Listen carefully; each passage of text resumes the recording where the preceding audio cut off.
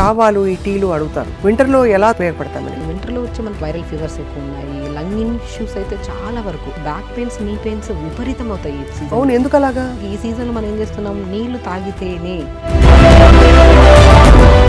Winter విపరీతంగా వాయించి పడేస్తోంది, అందరికీ తెలుసు. చలి బాగా పెరిగిపోయింది. చలికాలంలో నిజానికి ఈ చలికాలంలో ఎస్పెషలీ వైరసెస్ అండ్ జలుబులు కూడా విపరీతంగా వినిపిస్తున్నాయి. నాకు కూడా జలుబు చేసింది, అందరికీ అర్థమవుతుంది కదా. సో వింటర్ కేర్ గురించి మాట్లాడదాం ఇవాళ. మనతో పాటు ప్రముఖ న్యాచురోపతి వైద్యులుగా అండ్ మంచి స్పీకర్గా సుపరిచితులు doctor Shagufta is back with us. చక్కటి చిన్న చిన్న చిట్కాలతో బాడీ కేర్ ఎలా చేసుకోవాలి, ఎలా తీసుకోవాలని చెప్తారు. Thank you ma'am for coming to Suman TV. Thank you. So first of all, ఈ పడిసం పట్టినప్పుడు నాకు పెద్ద డౌట్ ఏంటంటే ఆవిరి పట్టు ఇవన్నీ చెప్తారు, నిజంగా వర్క్ అవుతాయండి ఇవన్నీ? డెఫినెట్గా వర్క్ అవుతాయి. బేసికల్ ఏంటంటే ఫ్లమ్ ఎక్కువ ఎందుకు ఫామ్ అవుతుంది అంటే, బికాజ్ కొన్ని ఈ సీజన్లో కొన్ని తినద్దు.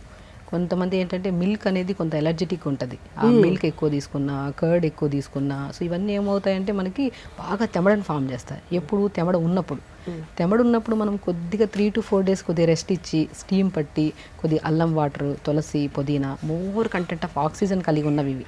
సో ఇవి నీళ్ళలో వేసుకొని లైట్గా మరీచుకొని తాగామనుకోండి, ఆటోమేటిక్గా ఆ ఫ్లమ్ అంతా డైల్యూట్ అయిపోయి మనకి ఏదో ఒక ద్వారా బయటకు వెళ్ళిపోతుంది. అవును. సో ఫ్లమ్ ఉన్నప్పుడే మనకి ఏమవుతుందంటే అవి తినాలి ఇవి తినాలని పెట్టేసి, సో మ్యాక్సిమం చిన్నపిల్లలు కూడా బాగా ఫ్లమ్ ఉన్నప్పుడు మనం ఫ్రూట్స్ మ్యాక్సిమం అవాయిడ్ చేయమంటాం.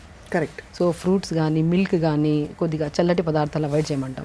అన్ని ఫ్రూట్స్ అవాయిడ్ చేయాలండి? సిట్రస్ మాత్రం అవాయిడ్ చేయాలి? మ్యాక్సిమం నేను అన్ని ఫ్రూట్స్ అవాయిడ్ చేయమంటాను. సో ఫ్లమ్ ఉన్నప్పుడు మాత్రం ఫ్రూట్స్ కానీ, మిల్క్ ప్రోడక్ట్స్ అనేది జస్ట్ 1 to 2 days అవాయిడ్ చేయాలి.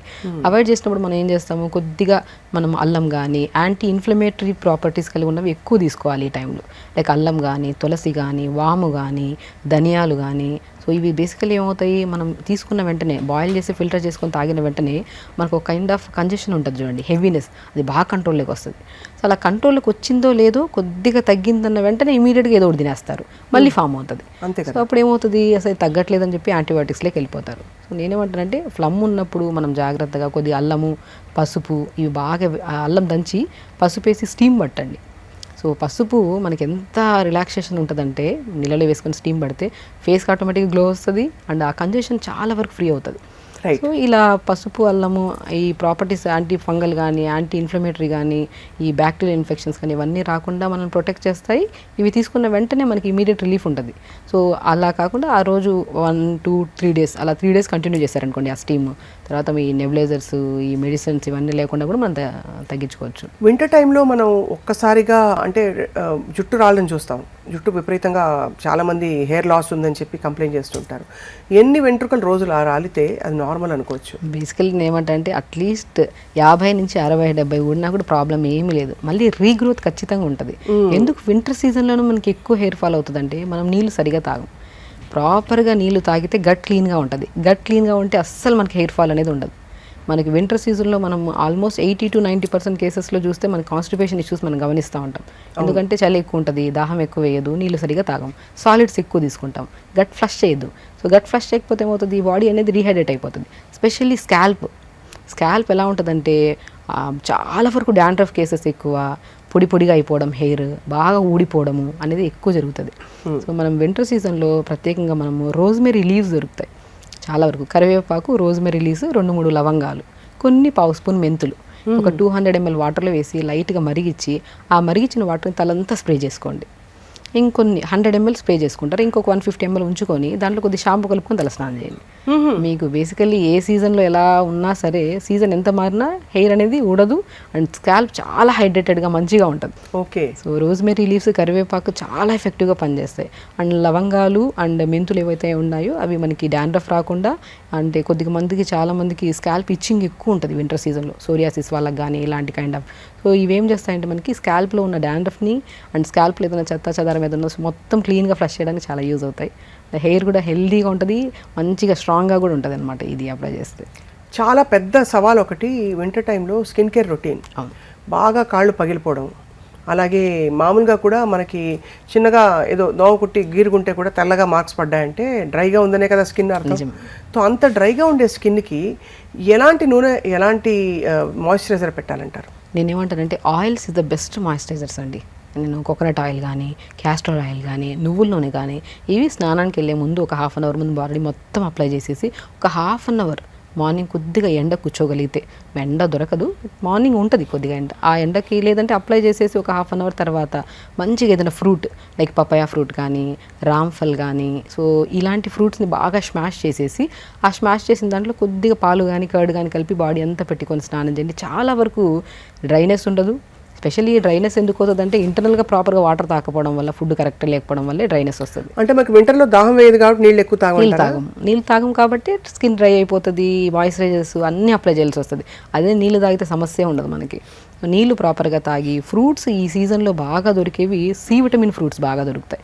లైక్ మనకి ఏంటంటే రామ్ఫల్, నేను పర్షమన్ ఫ్రూట్ అంటారు, అది చాలా మంచిది. అండ్ మనకి సో రిచ్ విటమిన్ సి ఉంటుంది, యాంటీ ఆక్సిడెంట్స్ ఎక్కువ ఉంటాయి, ఈ విటమిన్ ఎక్కువ ఉంటుంది.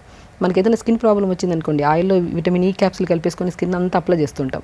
అది ఇంటర్నల్గా తీసుకుంటే అసలు ప్రాబ్లమే ఉండదు.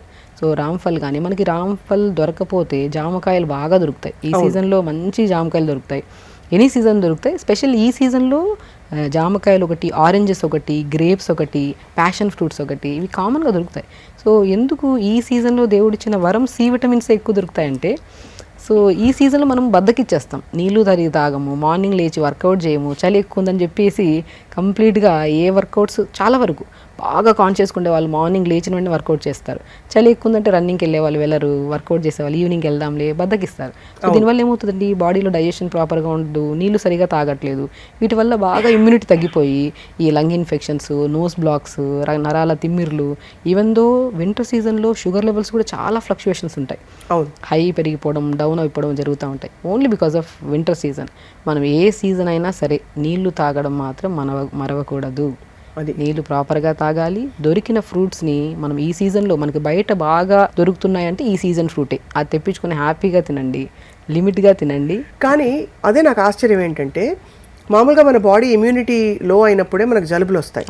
ఆ జలుబు వచ్చినప్పుడు మనం వైటమిన్ సి తీసుకోమని డాక్టర్లు చెప్తారు. వైటమిన్ సి ఉండే ఫ్రూట్స్ మాత్రం వద్దని, ఫ్రూట్స్ తీసుకోవద్దని చెప్తున్నారు. మీరు ఏమిటి డైకాటమీ ఏంటి? సో బేసికల్ ఏంటంటే prevention is better then cure. Cold వచ్చినప్పుడు తీసుకోవద్దు అంటున్నాను, కోల్డ్కి ముందే తీసుకుంటే అసలు కోల్డే వచ్చేది కాదు కదా. కరెక్ట్. కానీ కోల్డ్ వచ్చినప్పుడు కూడా ఎందుకు తీసుకోకూడదు? మన బాడీలో ఏం జరుగుతుంది? బేసికల్ ఏమవుతుందంటే, మనకి ఈ పులుపు పదార్థాలు ఎక్కువ తిన్నాం అనుకోండి, ఆల్రెడీ తెమడ ఎక్కువ ఉంది కదా, ఆ పులుపు వెళ్తే ఆ తెమడిని బాగా ఇరిటేట్ చేసి ఇంకా ఎక్కువ ఫ్లమ్ ఫామ్ అవుతుంది, సో ఇన్ఫ్లమేషన్ ఎక్కువ అవుతుంది మనకి.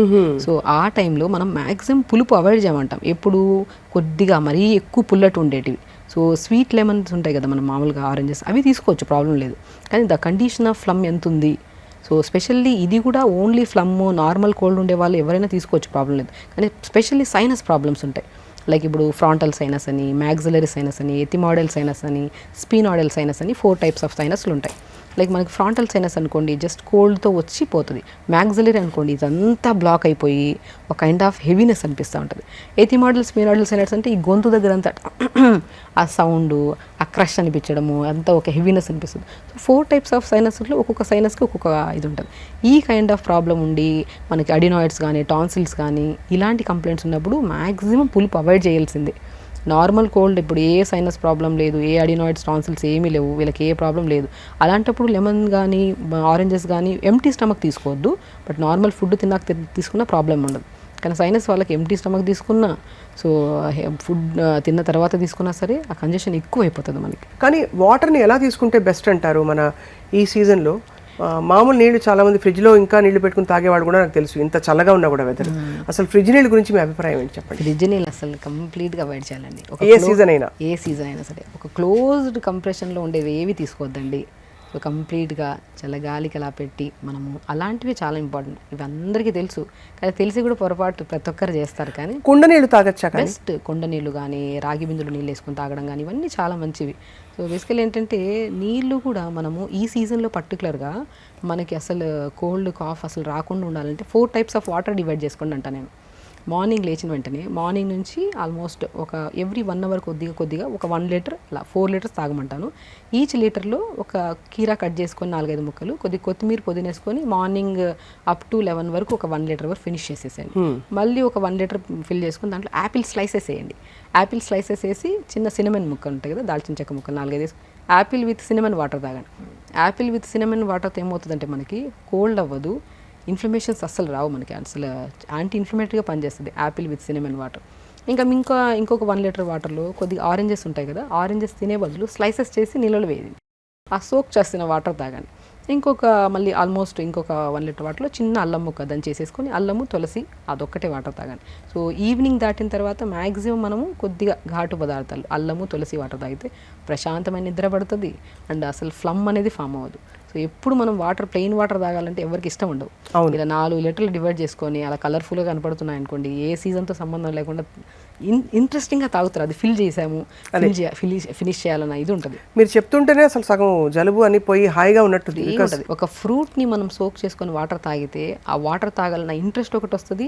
ఆ సోక్ చేసిన వాటర్ ఏదైతే ఉందో మనకి బాడీలో ఎన్నో రకాల బ్యాక్టీరియల్ ఇన్ఫెక్షన్స్ రాకుండా, ఈ కోల్డ్ కాఫ్లు రాకుండా కూడా మనం జాగ్రత్త కాపాడుతుంది డెఫినెట్గా. అది చాలామందికి ఈ వింటర్ సీజన్లో వెచ్చటి నీళ్ళు తాగాలని కూడా అనిపిస్తుంది, అంటే హాట్ వాటర్. అది అడ్వైస్ చేస్తారా మీరు అసలు? సో నేను త్రూఅవుట్ ద డే నేను హాట్ వాటర్ తాగొద్దంటాను. ఒకసారి వేడి చేసుకొని పక్కన పెట్టేసుకొని అదే వాటర్ తాగమంటాను. కానీ ఆల్మోస్ట్ నేను హాట్ వాటర్ తాగుతూ ఉంటే రెగ్యులర్గా నేను ఆల్మోస్ట్ వాళ్ళలో చాలా వరకు ఇమ్యూనిటీ చాలా వరకు తక్కువ చూస్తాను. ఇమ్యూనిటీ చాలా లో ఉంటుంది వాళ్ళలో. బేసికలీ హాట్ వాటర్ అనేది ఎప్పుడు మన బాడీ టెంపరేచర్కి ఎంత రిక్వైర్మెంట్ అంతే తాగాలి. కొంతమంది వేడి నీళ్ళు తాగుతూ ఉంటారు, వేడి చేసుకుని అప్పటికప్పుడే టీ తాగినట్టు తాగుతుంటారు నీళ్ళని కూడా.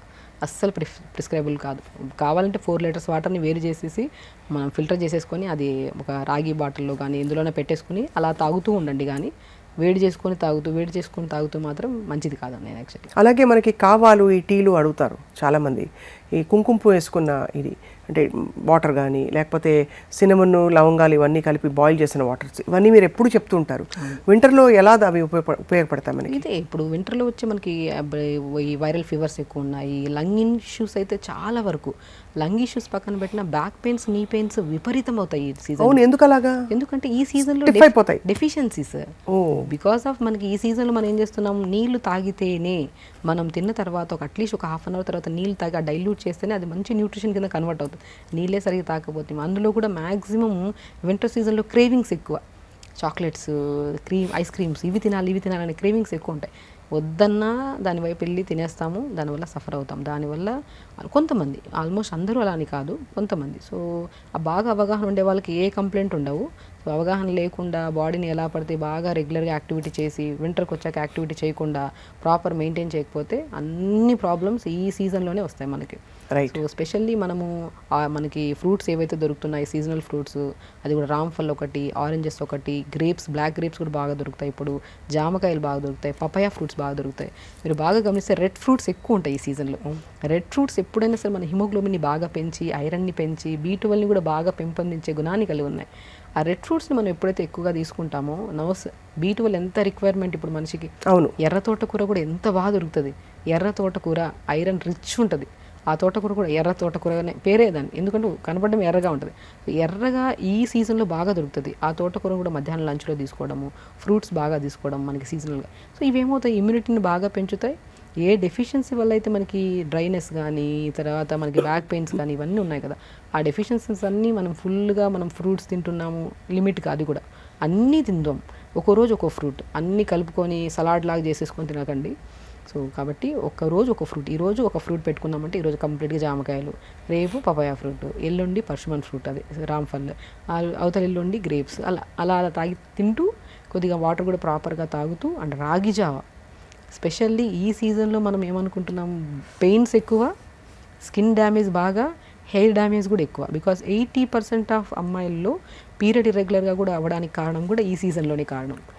బేసికల్ ఏంటంటే ఐరన్ డెఫిషియన్సీ ఎక్కువ ఉంటుంది. ఐరన్ కానీ కాల్షియం కానీ ఈ బ్యాక్ పెయిన్స్ ఇవన్నీ ఎక్కువైపోతున్నాయి. సో ఏ కంప్లైంట్ రాకుండా ఉండాలంటే రాగి బ్రహ్మాండమైన ఇదండి. రాగి పిండిని మనం మంచిగా రాగి సంగటి చేసుకొని తినండి, రాగి జావలాగా చేసుకోండి, దాంట్లో కొన్ని నువ్వులు వేసుకోండి, నువ్వులు కానీ ఫ్లాక్ సీడ్స్ కానీ వాల్నట్స్ కానీ ఇవన్నీ వేసుకొని మంచిగా రాగి జావ తీసుకోండి. ఇంకా రాగి జావలో దానికి ఇంకొద్ది అడిషనల్గా మనం తోటకూర విత్తనాలు, మన రాజగిర సీడ్స్ అంటారు, మనం చాలా వీడియోస్లో చెప్పాం. రాజగిర సీడ్స్ బి కాంప్లెక్స్ విటమిన్స్ ప్రాపర్గా ఉంటాయి. బ్యాక్ పెయిన్ కానీ, సర్వైకల్ పెయిన్ కానీ, నీ పెయిన్స్ కానీ, ఇలాంటి పెయిన్స్ ఎవరున్నా సరే తోటకూర విత్తనాలు దొరుకుతాయి. దాన్ని పౌడర్ ఫామ్లో చేసుకొని దాన్ని రాగి పిండి కొద్దిగా, ఈ పౌడర్ కొద్దిగా మంచిగా సంగటి చేసుకొని మధ్యాహ్నం పూట తినడం, జావలాగా చేసుకోవడం, చపాతీలాగా చేసుకోవడం, దాంట్లోకి ఇంకోటి అడిషనల్గా కొద్దిగా పాలకూర, మునగాకు, క్యారెట్, బీట్రూట్ తురిమేసి ఆ పిండిలో వేసుకొని మంచిగా 50% పిండి ఉంటుంది, 50% వెజిటేబుల్ ఉంటుంది, మంచి కలుపుకొని చపాతీ కానీ దోశ కానీ వేసుకొని తింటే ఎక్కడ డెఫిషియన్సీస్ రావు, ఏ ప్రాబ్లమ్స్ రావు అసలు. కానీ ఇవన్నీ టైం పెట్టాలండి తయారు చేసుకోవడానికి. ఎందుకంటే ఒకరోజు ఏదో చేసేసి వదిలేసేది కాదు. రోజు మనం 4 బాటిల్స్ నీళ్లు పెట్టుకోవాలంటే మీరు చెప్పినట్టు వాటికి కావాల్సిన రెడీ అంటే విషయాలు వస్తువులన్నీ కూడా రెడీ చేసుకోవాలి. నిజం. బేసికల్లీ ప్రాబ్లం వచ్చినప్పుడు సఫర్ మనం ఇన్ని రోజులు అయ్యే బదులు ఒక క్రమశిక్షణగా జస్ట్ పొద్దున్న లేచిన వెంటనే ఎర్లీ మార్నింగ్ లేస్తే అన్నీ సర్దుమణుగుతాయండి మనకి. మార్నింగ్ లేచి day start with eyes close చేసుకొని బెడ్ మీద నుంచి లేచే ముందే ఏమేం చెయ్యాలనేది ప్రతిదీ ప్లాన్ ఉండాలి. ఈ పూటకి ఇది తినాలి, ఈ పూటకి ఇలా చేయాలి, ఎవరితో ఎలా మాట్లాడాలి, ఎలా బిహేవ్ చేయాలి, ఎలా పాజిటివ్గా ఉండాలి, ఏది వచ్చినా సరే మనం స్ట్రాంగ్గా నిలబడాలి. Everything day start with planning. అంతే కదా. మనం చేసే ప్రతి పని ఆ స్టార్టింగ్ ప్లానింగ్లోనే ఉండిపోవాలి.